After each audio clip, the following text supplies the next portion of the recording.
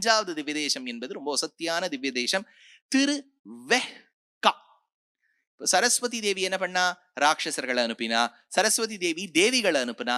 சரஸ்வதி தேவி இருட்டாக்கினா. எல்லாம் பண்ணோம்னா அவள் பார்த்தா எல்லா அப்டக்கிள்ஸும் ரொம்ப மீறி ஒண்ணுமே நடக்கல. கோபம் வந்து விட்டது. வேகவதி ஆறா ஓடி வந்தா. அன்னவடி வாழ செய்யும் அன்னநடையாள் உயரும் அன்னவர சேரி வருவாள் அத்தனையன் அத்தனையன் உத்தியன அத்தியன உத்தி புரியாள். அப்படியே ஓடி வந்தா வேகவேத்தியா. இப்போ பிரம்மா பார்த்தார், இந்த வேகத்துல வந்து சுனாமி வர மாதிரி வராளே சரஸ்வதி, என்னுடைய யாகவேதிகை என்ன ஆகும்னு கேட்டார். பெருமாள் கவலைப்படாதேன்னு சொல்லிட்டு ஓடி வர வேகவதியில ஒரு சேத்துவா படுத்துட்டார். மத்தியத்துல ஒரு பிரிட்ஜ் மாதிரி படுத்துட்டார். பெருமாள் படுத்துனோம்னு சரஸ்வதிக்கு சட்டுன்னு வெக்கம் வந்துட்டான். அவளுக்கு எதுக்கு வெக்கம் வருதுன்னா, மாமனார் படுத்து, ஏன்னா கணக்குப்படி மாமனார் தானே. மாமனார் படுத்துட்டு இருக்க. இது இப்போ ஓடி வந்திருந்தா எப்படி இருக்கும் தெரியல. அப்போ ஓடி வந்திருக்கா. அதனால மாமனார் படுத்துட்டு இருக்காருன்னு அப்படியே வெக்கத்துல தலை குனிஞ்சு சரஸ்வதி தேவி. இன்னைக்கும் இந்த க்ஷேத்திரம் போனேன்னா பெருமாள் ரங்கநாதன் மாதிரி இந்த பக்கம் தலை, அந்த பக்கம் திருவடி இல்ல. அப்படியே மிரர் இமேஜ் வச்சுங்க. திருமுகம் இந்த பக்கம், திருவட்டாறு மாதிரி, திருவடி அந்த பக்கம். திருவடி கிட்ட ஒரு தேவி இருப்போ. நீங்க ஸ்ரீதேவியோ பூதேவியோ நினைப்பேள். இல்ல, மாட்டு பொண்ணு சரஸ்வதி வேகவதியா இருக்கக்கூடியவள் வெக்கத்தோடு கொஞ்சம் தலை குனிஞ்சிருப்போம். இதுக்கு மேல நான் ஓட மாட்டேன் அப்படி. அன்னைக்கு ஓட மாட்டேன்னு சொன்ன வேகவதி 2015 டிசம்பர் வரைக்கும் ஓடல. அப்புறம் முதல் முறையா அவளாலேயே தாங்க முடியாம குளோபல் வார்மிங்ல ஓடி வந்துட்டா. அதனால இது வேகவதி திருவெஹ்கா. வேகவதி என்கின்ற நதிக்கு நடுவில் பகவான் படுத்து ஒரு சேத்துவை போல், ஒரு பாலம் போல் இருந்ததால் வேகா சேது அப்படின்னு இந்த பெருமாளுக்கு பேர். பெருமாளுக்கு பேரே வேகா சேது. வெக்கணையில் இருந்த பெருமாள். ஆச்சா, அப்ப பிரம்மா கேட்ட படிக்கு பகவான் இங்க வெக்கணையில் தான் வேகவதியில் அணையாக படுத்து கொண்டார். இந்த பெருமாளுக்கு தாயாருடைய பேர் கோமளவல்லி தாயார். பொய்கையாழ்வாருடைய அவதார ஸ்தலம். பேயாழ்வார் சென்னைனா எங்கடா? Isabel hospital, Mylapore. அடுத்தது பூதத்தாழ்வார் மாமல்லபுரம் என்கிற மகாபலிபுரம். மதுர கவியாழ்வார் திருக்கோளூர். பெரியாழ்வார் ஸ்ரீவில்லிபுத்தூர். இப்போ ஒரு மாதிரி நீங்க அலர்ட்டார்கள். அதனால இப்ப இந்த பொய்கை ஆழ்வார், ஆழ்வார்களில் முதல் ஆழ்வார் பொய்கை ஆழ்வார். அவர் பிறந்தது திருவெஹ்கா. ஞாபகம் வச்சுங்கோ. இது வந்து சங்ககாலத்து பாடல்ல பெரும் பாணாற்று படை என்கின்ற சங்ககாலத்து பாடல்ல இந்த ஸ்தலத்தை பாடியிருக்கா. ஆழ்வார் பாடினது பெருசில, சங்ககாலத்திலேயே இந்த ஸ்தலம் இருந்திருக்கு. இதுக்கு இன்னொரு சரித்திரம், ரொம்ப அழகான சரித்திரம், நீங்க எல்லாம் கேள்விப்பட்டிருக்கலாம். திருமழிசை பிரான், திருமழிசைங்கிற க்ஷேத்திரம் இங்க இருக்கு, பக்திசார க்ஷேத்திரம். அந்த க்ஷேத்திரத்துல பக்திசாரர் திருமழிசை பிரான் பிறந்தார்.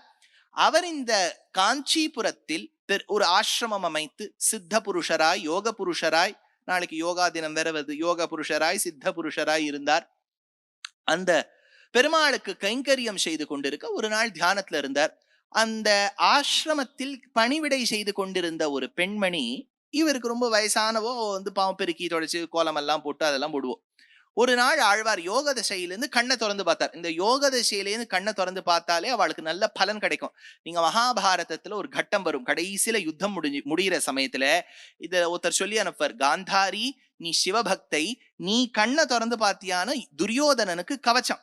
அதுக்கப்புறம் யாரும் ஒண்ணு பண்ண முடியாதுன்னா பாவம் துரியோதனனையும் நக்னனா வர சொன்னா, ஒரு ட்ரெஸ்ஸும் போடாம. அப்போ ஒருவேளை காந்தாரி பார்த்திருந்தான்னு வச்சுக்கோ முழு திருமேனிய, அவ்வளவுதான், அந்த யுத்தம் இன்னி வரைக்கும் நடந்துட்டே இருந்திருக்கும். கிருஷ்ணர் சாமர்த்தியமா ராத்திரி போற வழியில என்ன பண்ணிட்டார், அம்மா இதற்கு இந்த மாதிரி எல்லாம் ட்ரெஸ்ஸே போடாம ஷேம் ஏதாவது ட்ரெஸ் போட்டுக்கோ அப்படின்ட்டார். இது பாவம் என்ன பண்ணிடுத்து, ரொம்ப சமத்தா உடனே கிருஷ்ணன் பேச்சை கேட்டுட்டு உடனே தொடையில மட்டும் ஒரு இலையை போட்டுன்னு போயிடுத்து. அதனால உடம்பு முழுக்க கவச்சம், தொடையில மட்டும் படாததால் துரியோதனனுக்கு மரணம் ஏற்பட்டது. யோக தசையில இருக்கவா கண்ணை திறந்து பார்த்தா. மகாச்சாரியர்கள்லாம் மௌன விரதம் இருந்த உடனே அவ வாசல்லையே இருப்பா, அவ வாயை திறந்து என்ன வார்த்தை சொல்வான்னு பாக்கிறதுக்கு. அந்த மாதிரி இந்த ஆழ்வார் திருமழிசை பிரான் கண்ணை திறந்தார். இந்த வயோதிக ஸ்திரீ ரொம்ப அழகாயிட்டா. உடனே அப்ளிகேஷன் ஃபார்ம்லாம் வாங்கி மிஸ் யூனிவர்ஸ், மிஸ் வேர்ல்டுக்குலாம் போட்டா. அவ்வளவு அழகாயிட்டா.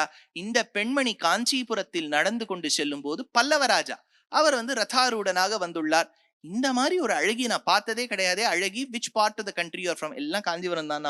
ஐயோ, காஞ்சிபுரத்துல இவனை நான் பார்த்ததே இல்லையே. நானும் தான் என்ன பார்த்தது இல்லை. இங்க ஒருத்தர் என்ன பார்த்த உடனே நான் இந்த மாதிரி ஜெகத் சுந்தரியா நான் மாறிவிட்டேன்னா, உடனே அவர் என்னையும் பார்க்க வேண்டும், நானும் இளமை ததும்ப வேண்டும், பெல் பாட்டம் ஸ்பேண்ட் போட்டுக்கணும், சுறுசுறுலாம் முடி இருக்கணும், இளமை ஊஞ்சலா விட வேண்டும்னு அவர் போயிட்டார். போய் அந்த அந்த அதுதான் திருமழிசை பிரான் தவத்துல இருக்காரு. அவருடைய அந்தரங்க சிஷ்யர் கனிகண்ணன் ஒருத்தருந்தார். கனிகண்ணனை கூட்டு கேட்டார், உங்க ஆழ்வாரை நீ கார்த்தால நான் வந்து 7 மணிக்கு வரேன், கண்ணை திறந்து என்ன பார்க்க சொல்லுனார். அவர் சொன்னார், இதெல்லாம் ஆழ்வாருக்கு டைம் டேபிள்லாம் கிடையவே கிடையாது. கார்த்தால எழுந்த உடனே 7 மணிக்கு கண்ணை திறந்து பார்ப்பார். அப்புறம் வந்து தனியா தீவு வாங்கி போவார். அதெல்லாம் கிடையவே கிடையாது எங்க ஆழ்வாருக்கு.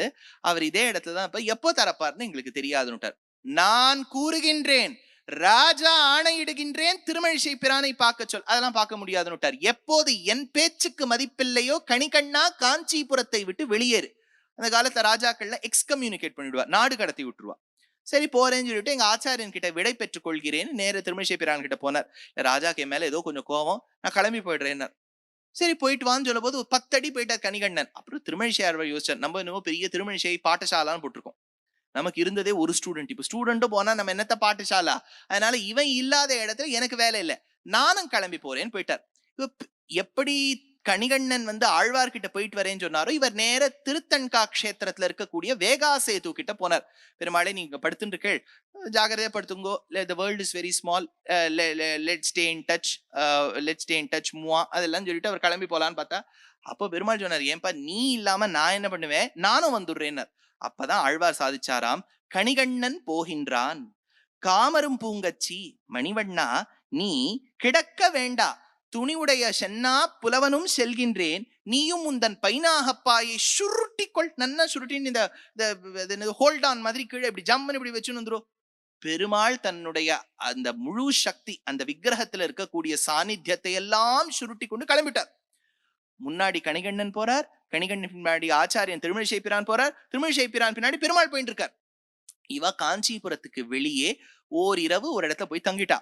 அன்னைக்குன்னு பார்த்து ராஜாக்கு கலாபகாரம், மாடெல்லாம் கீழே விழருது, கண்ணுக்குட்டியெல்லாம் செத்து போறது, மக்களுக்கு வர வேண்டிய தண்ணீர் வரல, டேங்கர்காரன் நிறைய ரூபா கேட்கறான், இவ்வளவு ப்ராப்ளம்ஸ் வந்த உடனே ராஜா யோசர் ஏதோ தப்பா நடந்திருக்குன்னு பார்த்த உடனே அங்க இருக்கக்கூடிய புரோஹிதாள்லாம் சொன்னா, இந்த மாதிரி நீ ஆழ்வார தப்பு சொல்லிட்ட, பெருமாளுடைய சாநித்தியம் கோவிலை விட்டு போயிடுத்து, கோவிலை விட்டு போயிடுத்துனா காஞ்சிபுரத்தில் சாநித்தியம் இல்லை, காஞ்சிபுரத்தில் பகவத் கட்டாட்சம் இல்லாத ஊரில் உனக்கு எப்பவுமே க்ஷீண தசைதான் ஏற்படும்னு சொன்ன உடனே ராஜா போய் அடுத்த நாள் கார்த்தால ஆழ்வார் கிட்ட பிரார்த்தித்தார், நீர் வாரும்னு சொன்னார். உடனே ஆழ்வார் சொன்னார், முதல்ல கணிகண்ணனை கேட்கிறேன். கணிகண்ணன் சொல்லிட்டார், ராஜா எல்லாம் இவ்வளவு பெரியவர், அவர்லாம் இப்படி எல்லாம் கேட்க கூடாது, நம்ம உடனே கிளம்பி போயிடலாம். கணிகண்ணன் போயிட்டார். கணிகண்ணன் போனோம்னா ஆழ்வார் சொன்னார், உன்னை தேடினா நான் வந்தேன், நானும் வந்துடுறேன்னு வந்தார். அப்போ பெருமாள் பாவமா அங்க உட்காந்துருக்காரு, யோ உங்க 2 பேரை நம்பி நான் இங்க வந்தா என்ன அம்போன்னு விட்டுட்டு போறேன்னு. அப்போ உடனே பெருமாளை வான்னு சொன்ன உடனே திருவெக்காக்கு போயிருக்கா. இப்ப ஆழ்வார் சொன்னாராம், கணிகண்ணன் பொக்கொழிந்தான் காமரும் பூங்கச்சி மணிவண்ணா நீ கிடக்க வேண்டும், துணிவுடைய சென்னா புலவனும் சொல்கின்றேன், நான் உனக்கு சொல்றேன், நீ உந்தன் பைனாகப்பாயை விரித்துக்கொள். இப்ப விரிச்சுருனாராம். உடனே விரிச்சுட்டார் பெருமாள். சுருட்டிக்கோனா சுருட்டிக்கிறார், விரிச்சுக்கோனா விரிச்சுக்கிறார். ஆழ்வார் சொன்னதை அப்படியே பண்ணார். சொன்ன வண்ணம் செய்த பெருமாள். ஆழ்வார் சொன்னதை அப்படியே நிறைவேற்றினார். அதே சம்ஸ்கிருதத்துல போடுங்கோ, யதோக்தகாரி. யதோக்தகாரினா சொன்ன வண்ணம் செய்த பெருமாள்.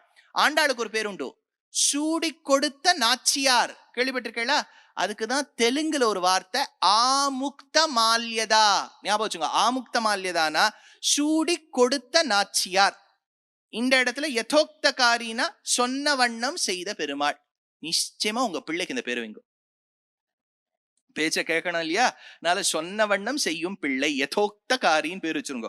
அதனால இது வந்து ஏகம் வேகவதி மத்தியே ஹஸ்திசைலேச்ச திருஷ்யத்தே உபாய பலபாவேன ஸ்வயம் வியக்தம் பரம் மஹா ஈஷ்டே கமயித்தும் பாரம் ஏஷ சேதுரபங்குரஹ யத்ர சாரஸ்வதம் ஸ்த்ரோதோ விஸ்ராம்யதி விஷ்ருங்கலம் சதுரானன சப்ததந்து கோப்தா சரிதம் வேகவதீமசௌ நிருந்தன் பரிபுஷ்யதி மங்களானி பும்சாம் பகவான் பக்திமதாம் யதோக்தகாரி.